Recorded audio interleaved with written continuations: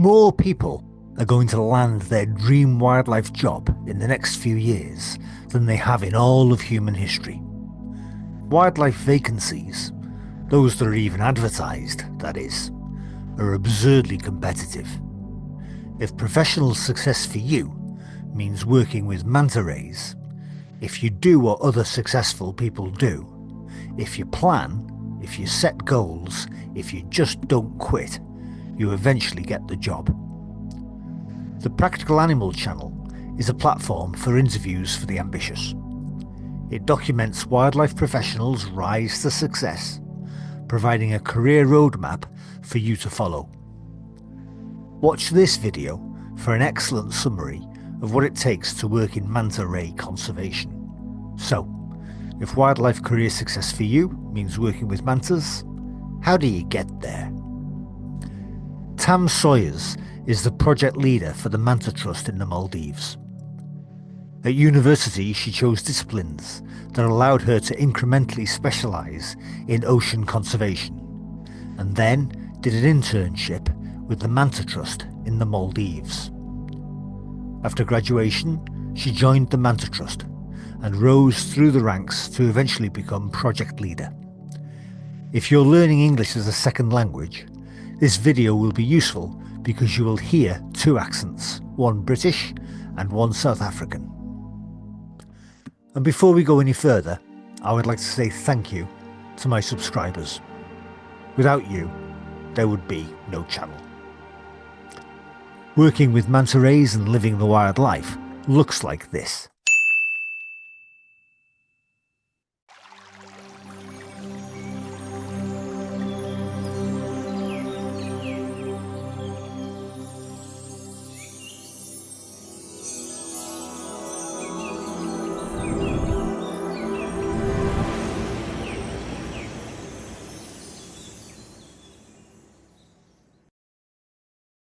Tam, what jobs are there with manta rays, both in their home range states and ex situ? That's quite a layered question. So I think I'm just thinking about our team. We have from anything from field researchers conducting daily monitoring, research activities, this can kind of involve looking through photo IDs, collecting measurements, environmental variables, looking at tourism data, deploying underwater video cameras. In some areas where we work, we also collect zooplankton samples because that's the primary food source of mantas. We also potentially collect skin samples for genetics and stable isotope analysis. And then another aspect of the role of the kind of areas that you can work in with manta ray research is through education and community outreach. So obviously the science is important, but obviously sharing that with the community and with others is really, really important.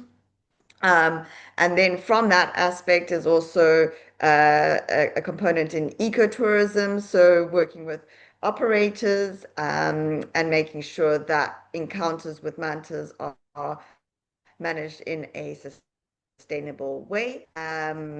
If we go through to academic level, there are many people studying everything from manta genetics to movement ecology to better conserve the species, really. Our team also consists of people that work in media, so science communication, around manta conservation. We also have team members that have expertise in fundraising or legal advice, international policy experts, IT professionals, and financial administrators that all form part of our larger core operations team that make the possibility of us being able to do the research and conserve the animals all possible. Yeah. Tam, you work with manta rays. What do you do? I'm the project leader for the Maldives Manta Conservation Program. Our work focuses on researching and protecting manta rays, particularly within the Maldives. That's my focus. That's where my domain is. I oversee a team of researchers and educators working on everything from, as I mentioned, photo identification, movement studies, and also community education and engagement within the community. We also collaborate really closely with resorts, with local communities and government agencies to ensure that manta ray tourism is practiced in a very sustainable way, and that we protect the gentle giants that come to these particular areas where we do our research. So really, it's a mix of science, management, and education, and no 2 days are ever the same. Tam, do you do it for personal satisfaction, professional recognition, or the money? Oh, definitely for personal satisfaction and for purpose. Working with mantas really connects me in a very special way to the ocean, and knowing that our research is directly contributing to their protection is really, really rewarding. It's not a career that you would choose for money, but it definitely gives every day a significant meaning to your life and continue. Yeah. Tam, what's your most treasured possession in your manta ray field kit?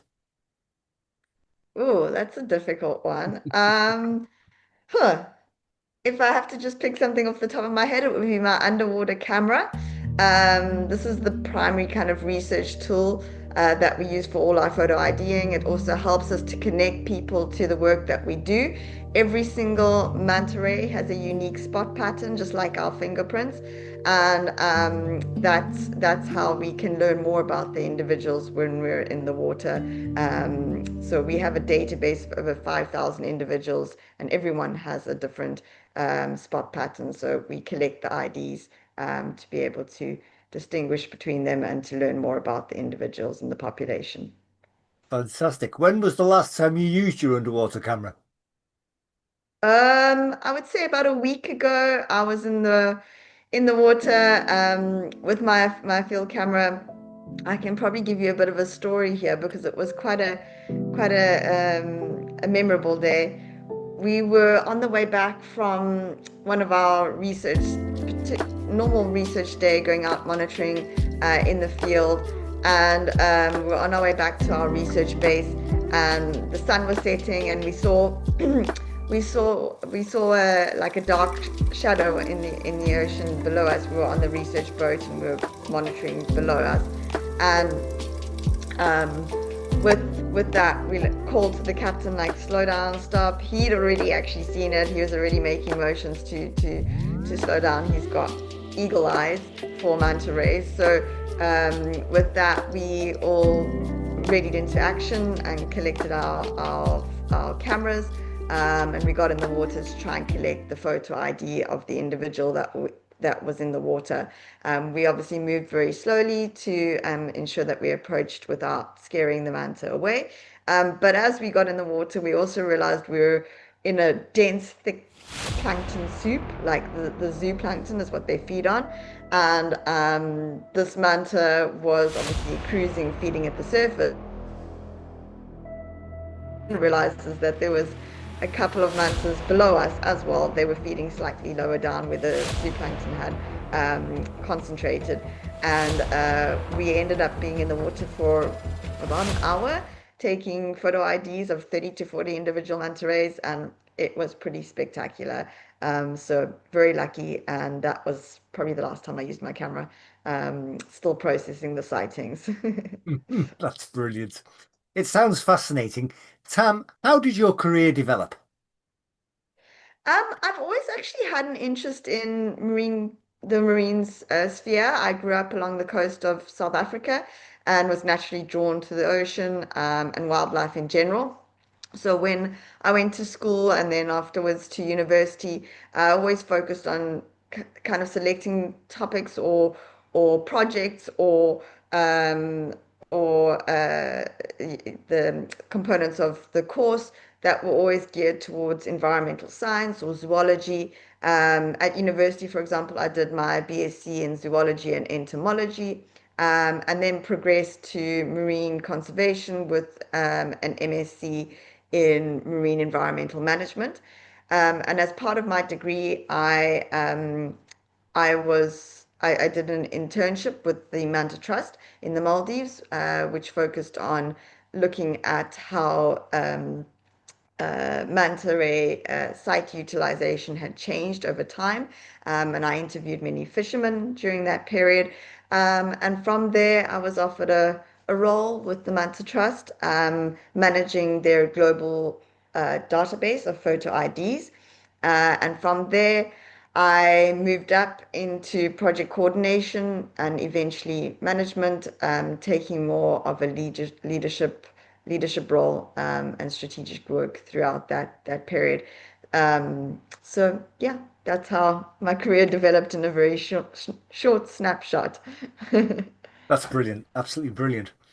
Um, Tam, what skills do marine biologists need to work with mantas to do what you do? Um, I think if I think about our team, I always speak about the team. The really important thing is teamwork. Definitely nothing happens in the field alone. You definitely need your team by your side.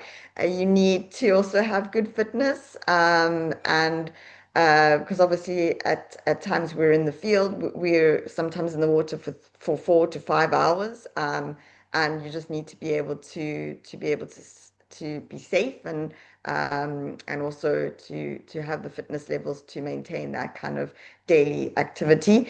Attention to detail is really important for data entry, and strong communication skills. So yes, the science is important, but communicating that to the general public, or through scientific publications is also really key. And then I think probably one of the most fundamental parts as well is passion, interest, and enthusiasm. That goes a really long way. Yeah. Mm, mm, mm. And for interns or volunteers coming to the project, Tam, what should they wear for an interview, either online or in person to your lab? Um, well, to be quite honest, I think obviously coming looking smart, profession in kind of something professional, but also ready to get in stuck into the field. When I have interviews with anyone, or if anyone approaches me with some questions about a career, I always notice if they're wearing something manta or ocean related. So if they've got a manta necklace or a shirt that's got a whale on it, or these things, it's a bit of a signal, I think. That's brilliant. That's brilliant. I love that. Um, Tam, do you find that there is a trend, or do you find that there are certain skills that people need to develop before joining the project? Is there what skills do new entrants into manta conservation lack and need to work on? Think from a skills perspective, um it's really important to have the inward if it's manta related, if it's in marine related, having skills in swimming ability, so free diving skills or dive master qualifications. These are quite essential for being able to do the work in the field in a safe manner. And then also just interpersonal skills, or skills relating to, like I explained, there's so many different ways that you could contribute towards the project work, that any kind of background would be useful. I mean, you got the marine scientists, which are kind of a given, but then, like I said, we need people that have legal expertise or any kind of uh, extra skill is really relevant for our day-to-day work. Yeah. Tam, for people coming to attend an interview, either online or in person, what are good questions they can ask? Um, I guess one of the things would be like, exactly what you've asked, what kind of skills would be most valuable for your team, and how you can contribute to the ongoing research. So basically, if they're interested in volunteering some time to contribute towards the work would be great. And what just trying to understand if they were to try and understand what areas they were for learning and growth. So just showing that they're interested would be really, really key in that format of the interview. Yeah. Mhm. And on to a little bit of conservation biology, Tam. And what questions regarding ray conservation would you like to see answered in the next, well, I don't know whether to say 5 years or five manta ray generations?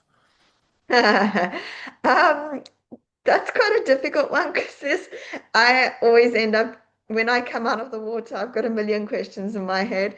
So it's quite a difficult one for me to pin down. But I think one of the overarching kind of things over the long term would be trying to understand how climate change and shifting ocean productivity are affecting manta ray feeding grounds and their migrations really.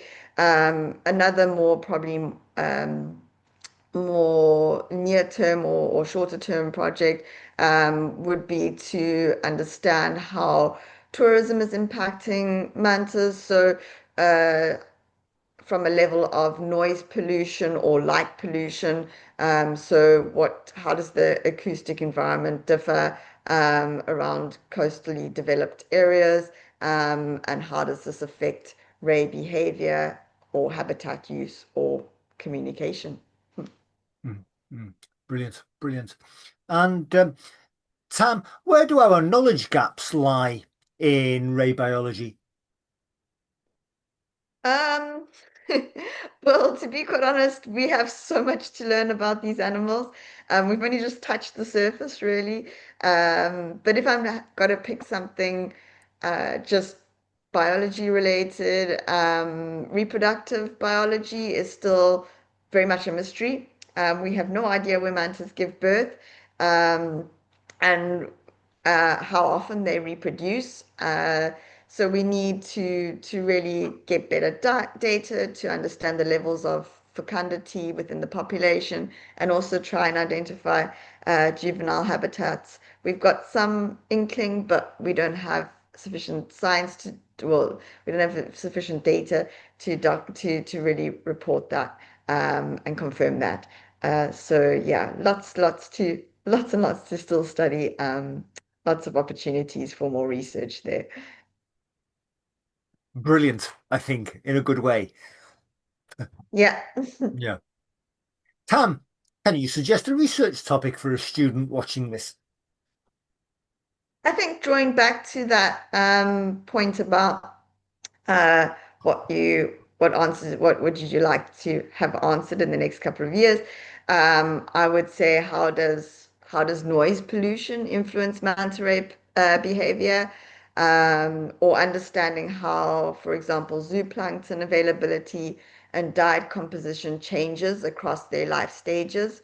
So if there's a difference in the type or quality of zooplankton for juveniles versus adults.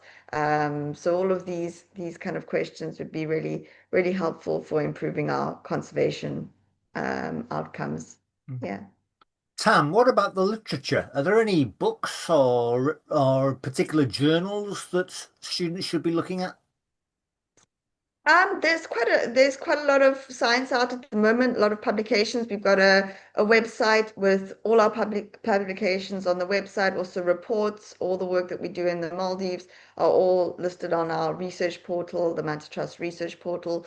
So there's a wealth of knowledge, a wealth of data and reports and things on that site if anyone is interested to learn more.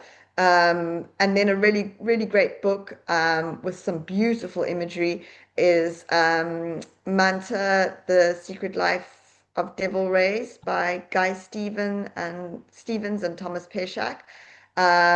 This is a really, really informative book, and it's based on Guy Stevens' PhD, a lot of the work that he gathered over time. And then it's also just really, really beautiful and shows a lot of scenes and depicts a lot of what is explained in the book. Another really valuable piece of literature would be the guide to Manta and Devil Rays of the world. So this is more for field guide work, if you're in the field or if you work in fishing communities or with anyone that's interested to learn how to distinguish between the different species. This field guide is really, really useful and is also really informative with lots of great facts. Yeah. That's great. What about the conference circuit, Tam? Are there any conferences that people should be looking to attend? Yeah, there are quite a few. In fact, there's one coming up in May next year, Sharks International, and that's in Sri Lanka. This for next year. There's also, so I would definitely look into to attendance at Sharks International. The European Elasmobranch Association, I think that's recently had a conference, and that's really a good one as well. Um, Another one is the American Elasmobranch Society, or their meetings. That's also really good for learning more about ray research. Yeah. Brilliant. Tam, is there anything you'd like to add? Um, I think just if I'm giving uh, some valuable guidance or help to those that are interested in getting in the field. I think it's important to start small. Anything that you do that shows that you're contributing and interested is really, really key. Volunteer, read, learn as much as you can, ask as many questions as you can. Don't forget to ask the questions because that's really where you learn. Um, Build your network. So really take advantage of the people that you meet along the way and make sure that you keep those connections going because that's really key in this industry as well. Um, and don't worry about being perfect at your job. Focus on learning and contributing wherever you can is really, really key. And always remember to follow your dream. Tam, you are the project leader for the Manta Trust's Maldives Manta Conservation Program. Thank you so much for being on the Practical Animal Channel. Tam Sawyers. Thank you very much, John. That was lovely, and I'm glad that I had the opportunity to share more.